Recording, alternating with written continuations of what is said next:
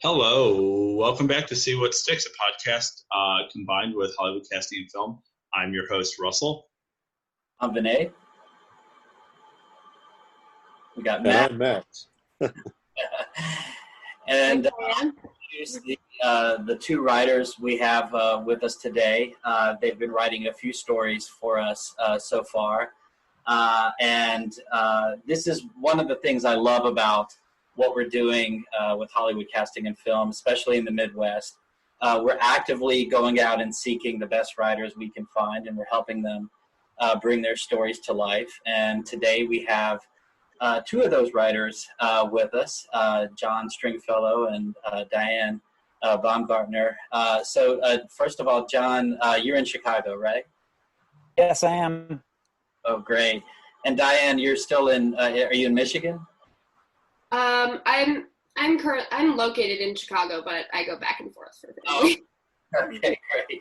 So start with John, and before I start, if for our actors and members that are listening, what we try to do here is allow you to get a feel for the script that we are currently casting, we're about to cast, so that rather than just a breakdown on a page, you get to know the writer, you get to know sort of the vibe of the story, and most importantly, what kind of characters they're looking for, what kind of performances they're looking for during the audition. So that's what these questions are designed to extract.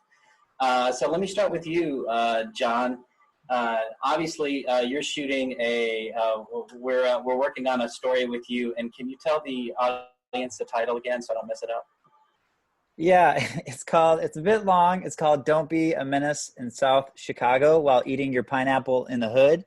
It's kind of a play off of a previous movie called Don't Be a Menace in South Central While Drinking Your Juice in the Hood, which was a play off another movie called Menace to Society. Right. And I got excited when I read the title because I figured, even though I haven't seen the original, is it a movie that you're parodying? Yeah, I'm parroting a parroting. Right. And, well, those things have a long tail usually. And, but I am familiar with, is it the Wayans brothers? Is that who did the original? Yeah, absolutely. And I'm guessing, because I have seen I'm Gonna Get You, Sucker, and some other of those movies, is it kind of in the same tradition, the same type of humor? Yeah, it really is. It really is kind of ridiculous, kind of absurd, meant to get a couple easy laughs, but has a point as well. Right. And then I believe we started casting that today. Obviously, this is a comedy, and just like some of the movies that I remember watching, I'm definitely dating myself now, but I remember watching movies like Kentucky Fried Movie and what was the other one? I can't even remember, but you know what I mean. Those types of movies. Were you heavily influenced by that kind of comedy, like mid '80s, early '90s? Yeah, I was absolutely.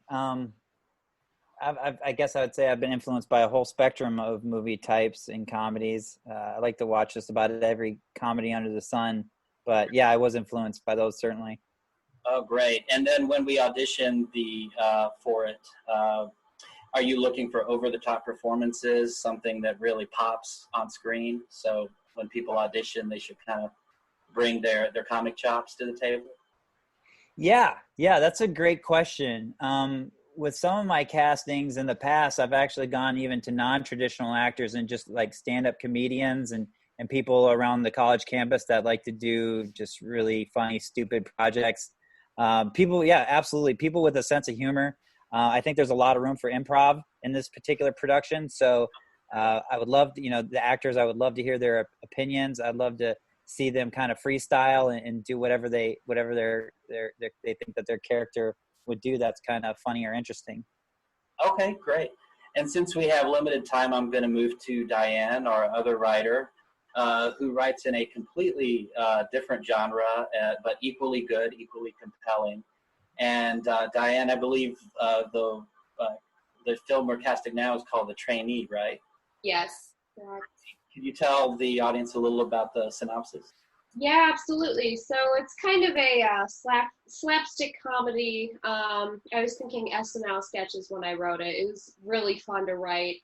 It's about this newly dead ghost who is part of this band of experienced ghosts who have this sort of ritual where they kill people on their first night of being a ghost. Mm-hmm. And he has this mentor figure who's kind of this gruff and tough guy who expects like great things out of the main character, Johnny, and another guy who's kind of like his crony. So there's a lot of pressure on this newly dead ghost, Johnny, who's kind of not really in the same ballpark as these guys. And so they come upon this campsite of these two campers, and Johnny is supposed to kill them.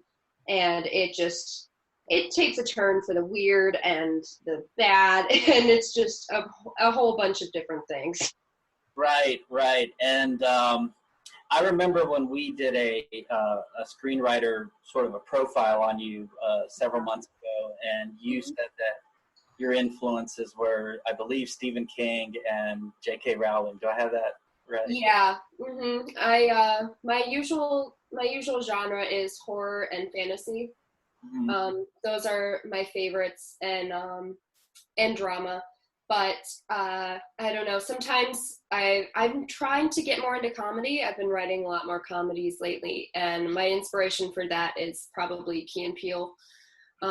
Key and Peele, SNL. Those are my top two like comedy sources that I try to write from. So I'm trying to improve my craft in that specific genre.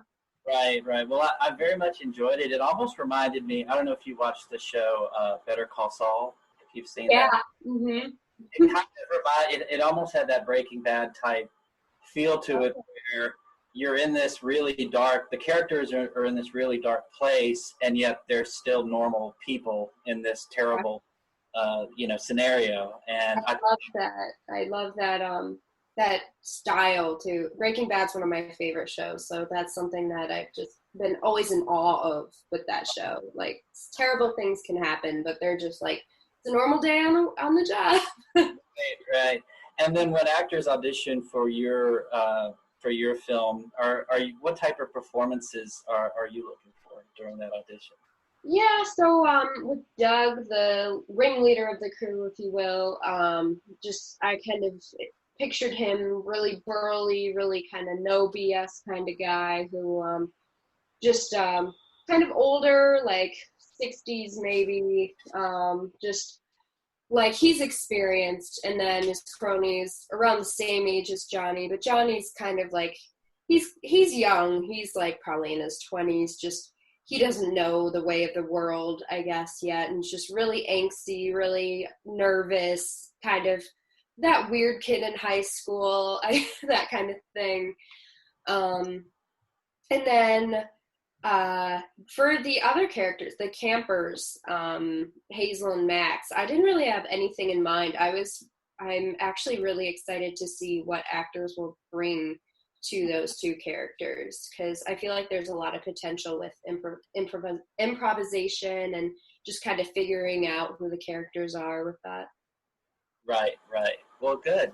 Well, I think that our members will be excited to submit for both. And like I said, one of the fun things we do here is just throw all sorts of stories into the genre blender and see what happens. And so I'm particularly excited about these two shorts. So go to the site, submit to both.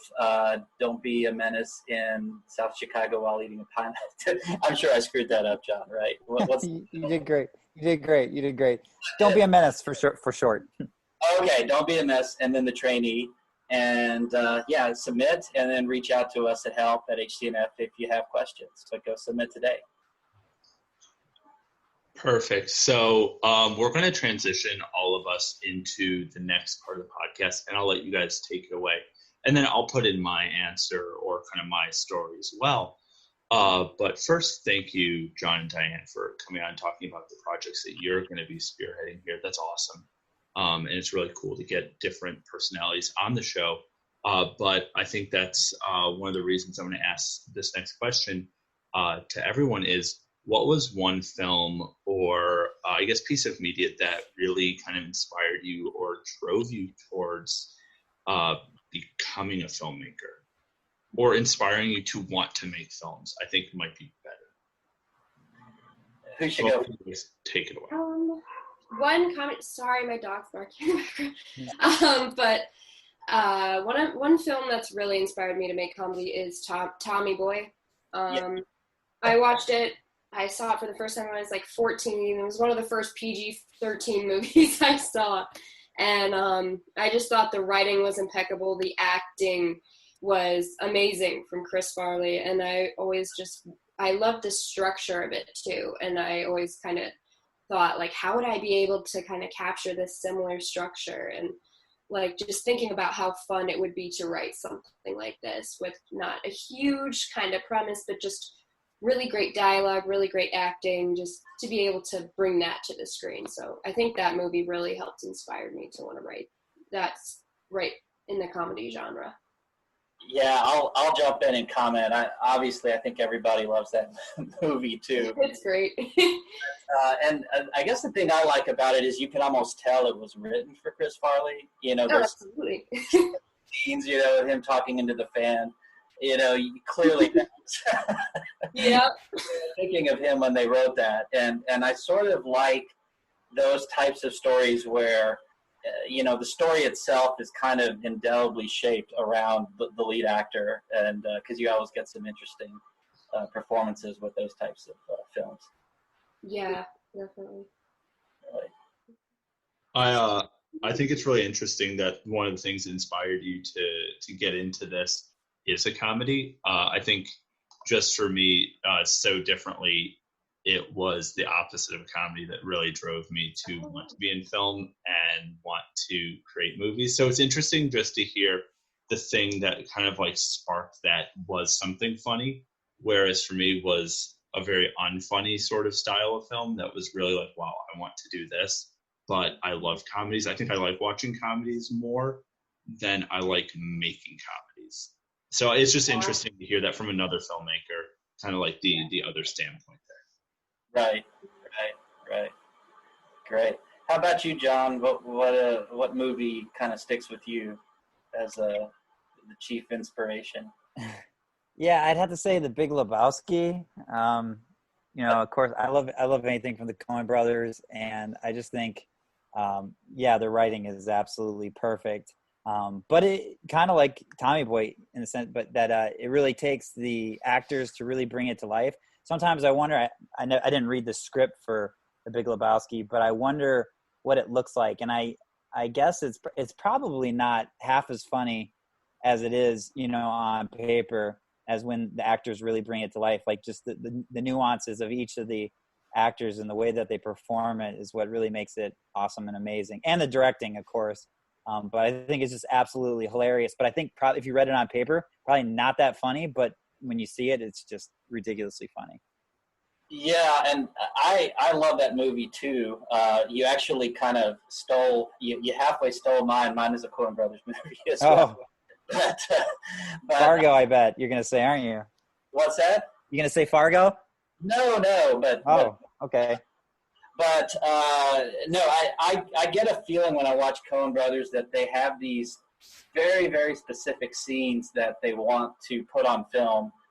For instance, in Lebowski, the one that sticks with me is like the ashes from the urn, like blowing up John Goodman's face or something.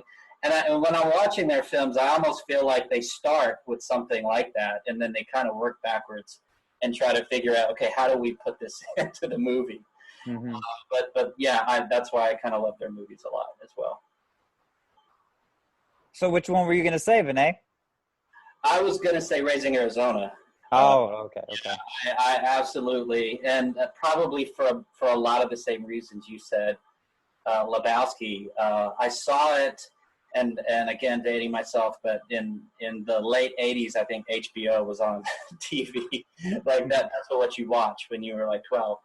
And that movie was on almost every day, but I think it made an impression with me because it was the first time I'd seen filmmakers kind of create their own universe in in a way that wasn't like in space. You know, it was their own universe, but it was in Arizona. And I kind of admired it almost has like a William Faulkner-esque quality where the characters all have their own very particular type of diction, and you see that in Fargo obviously too. So yeah, that's my movie. Cool. That Vinay, that's my second favorite Coen Brothers movie is Raising Arizona, right behind No Country for Old Men. So that's awesome that you said that. Yeah, that's a great one too. If I had to rank my Coen Brothers films, it would definitely Raising Arizona be number 2. But Max, what's up? I was going to say one of my favorite lines in a movie is I think the baby's just been kidnapped in Raising Arizona, and they go and ask Nathan Arizona, you know, can you describe the pajamas the baby was wearing? And he said, I don't know. They had Yodas and shit all over them. And, you know, it's just, I love their ability to write that kind of dialogue. You know, it's like, it's on the edge of believability at all times. And I think that's what makes the movies good. Absolutely. And then before I go, Max, what's your answer? I think my answer would have to be Wolf of Wall Street. It was kind of an epiphany moment for me, where I was at school and it was my freshman year and I was kind of struggling with what I wanted to do with my life. And I decided to watch this movie I'd never seen before. Everyone said it was really good. And it was one of those great experiences where I just got totally sucked into the movie. And it was everything else faded away and I was in the universe. And it was actually during the rolling credits, it all just clicked. This is what I want to do. This is what I would enjoy doing this for the rest of my life. And I need to find a way to make that happen. Very cool. Movie that struck you the most? Was it cinematography, writing, or just everything? I think it was writing and acting that struck me the most. Yeah. DiCaprio and Margot Robbie, the two leads of the movie, really take it away. But then the writing and it was just a perfect storm, a perfect combination. Everything disappeared from my life, and all of a sudden I was in his Lamborghini with him, or I was in the Wall Street brokers with him, or whatever. But it just made everything click for me. In a way, I thought that movie was a better version of a movie that came out 2 years later, I believe, called The Big Something. It had Steve Carell. You know what I'm talking about? The Big Short, yeah. You know, The Big Short was good, but they kept on going back and forth trying to explain things to you with like these weird interludes. And I felt like the Wolf of Wall Street educated you in a much more textured way through conversation, right? Yeah. Like that Daisy Fugazi thing. Like that's 2 minutes of dialogue, but you listen to that and you kind of know everything they're talking about, right? Right. And when they explain things to you, it doesn't feel like exposition. It doesn't feel like they're sucking you out of the movie to teach you, which is what The Big Short does. Right. You said it better than I did. That's exactly right. Yeah. And that's also really cool that it's, I guess all of these very real aware modern films, but yours is the most recent of all of them. And that kind of moment you had in college, because I think if you go to school with like film as a background or you're doing film in some capacity, there's always one movie that hits you where you're like, oh, okay, yeah. And mine wasn't in college, but there always is that thing.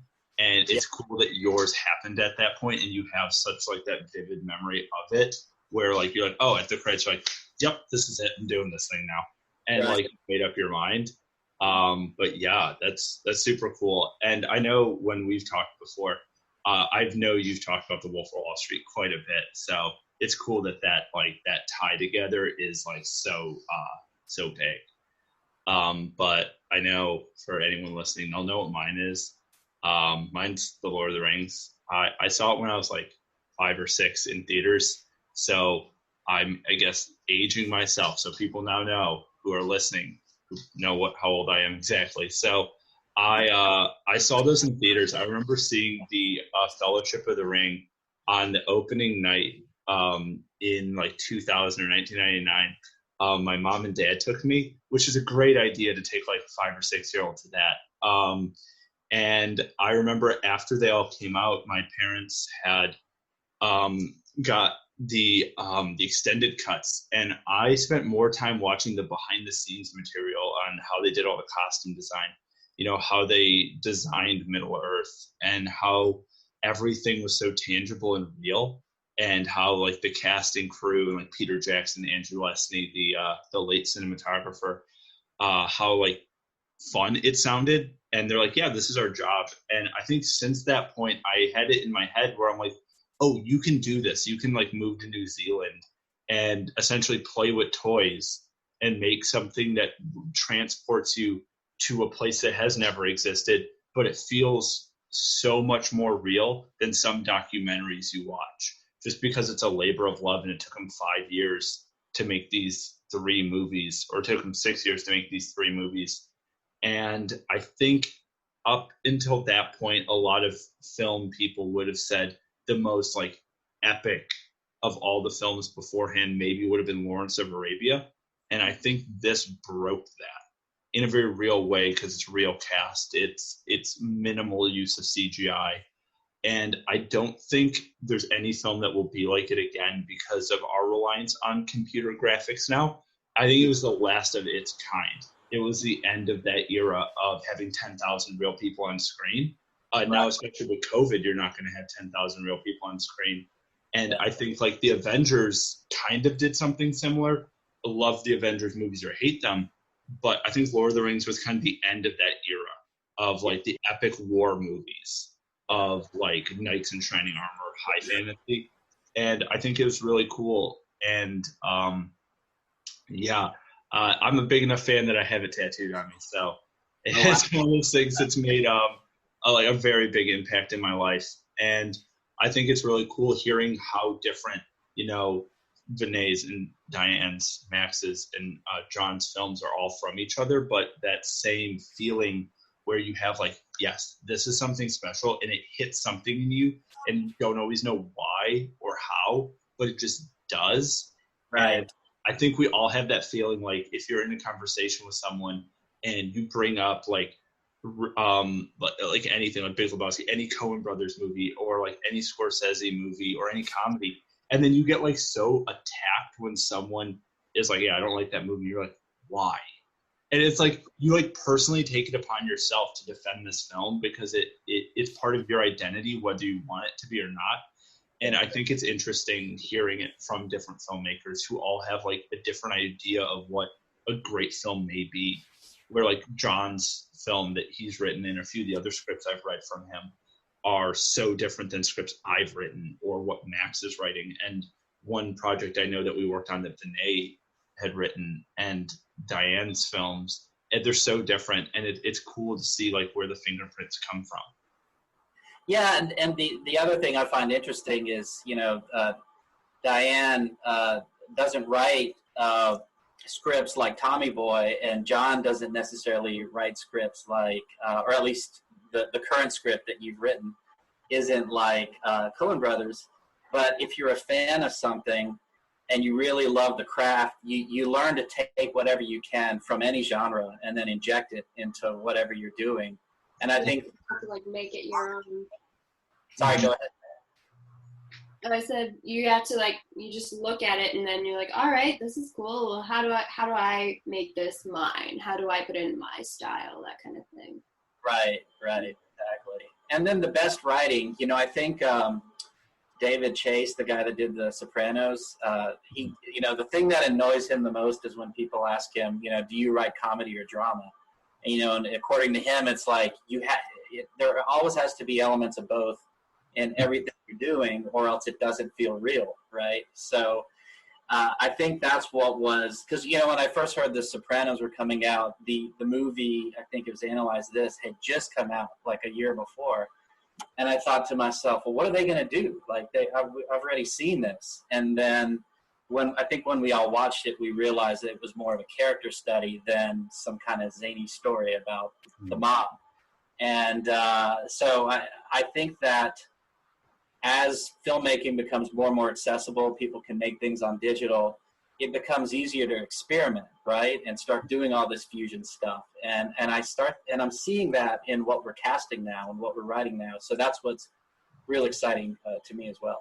Yeah, definitely. And I think it's interesting to see as well with, watching things that are like short films that go to YouTube or have done well at festivals and done YouTube. I'm just talking shorts, not features, because features are sort of a different beast when they leave festivals, because a lot of times they'll go to cinemas or they'll go straight to streaming, like a film that I'll recommend at the end of this podcast.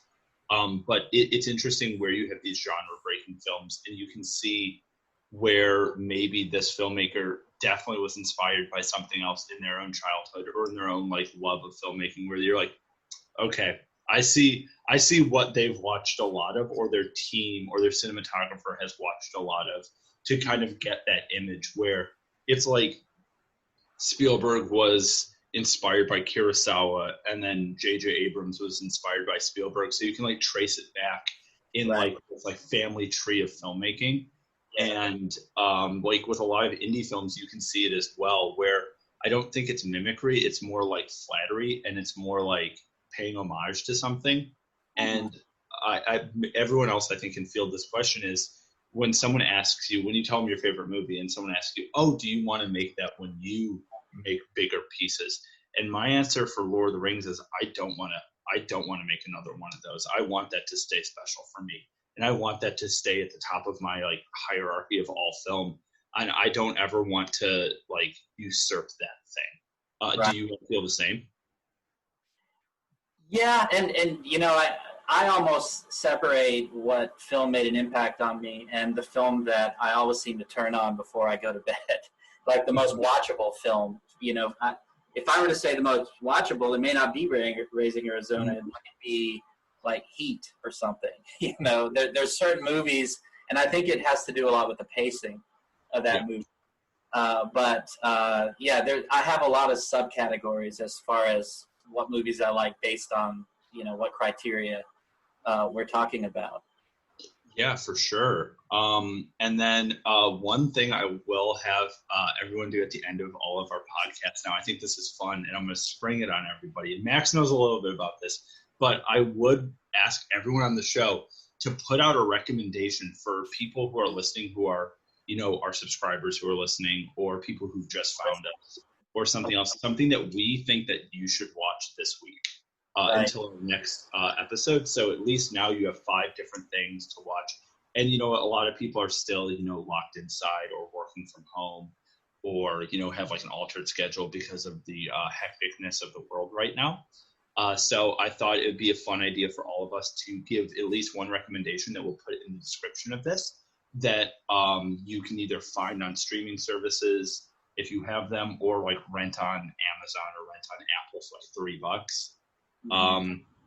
So everyone can go, and then I'll give my recommendation for what we should watch this week.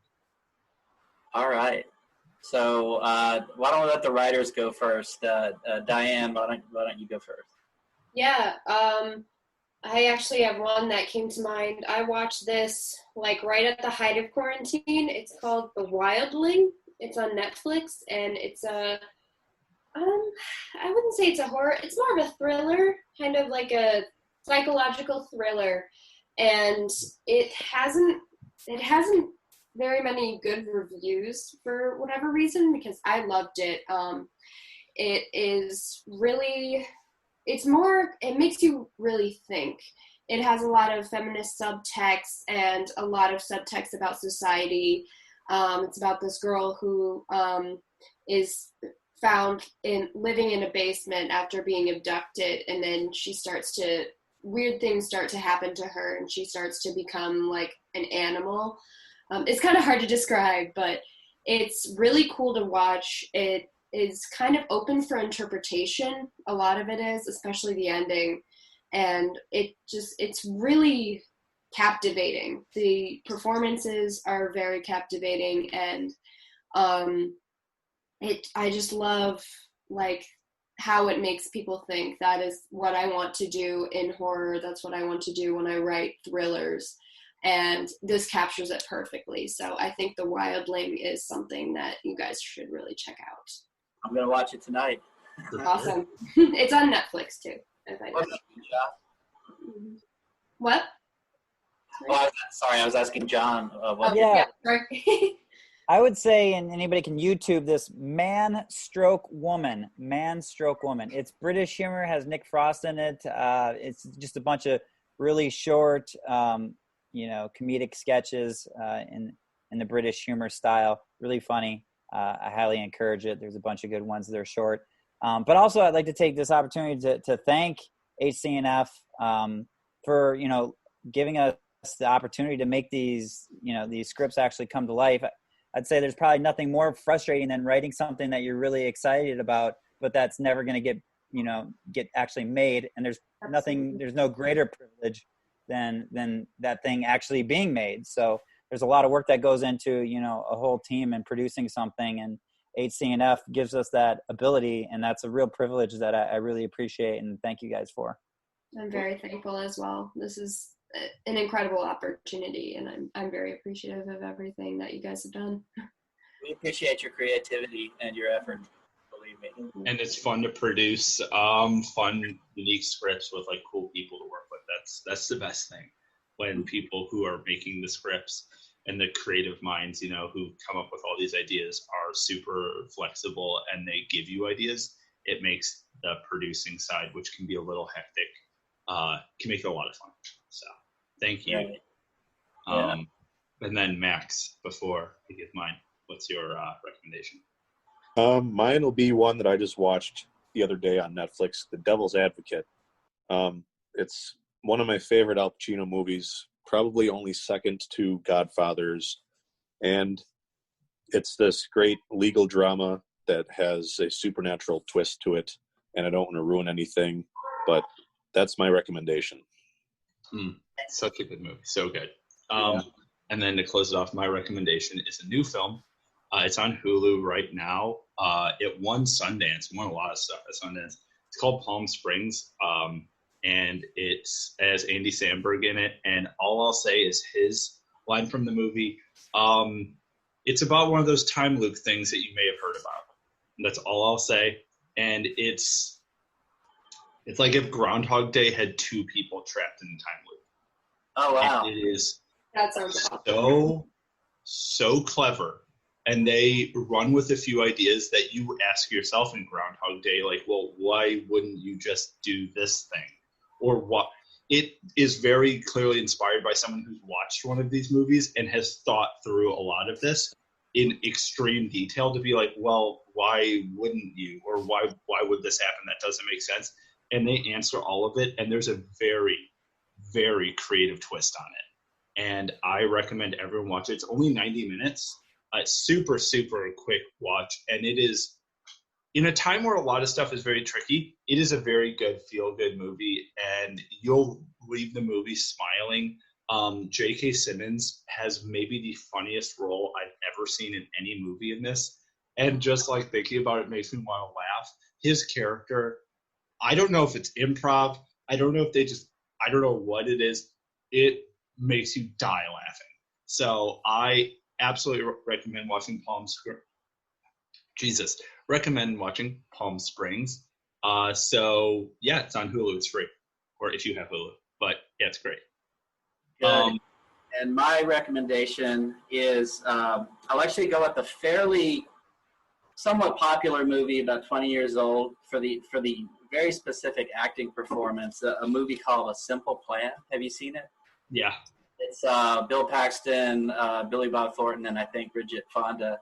Yeah, but that's the movie.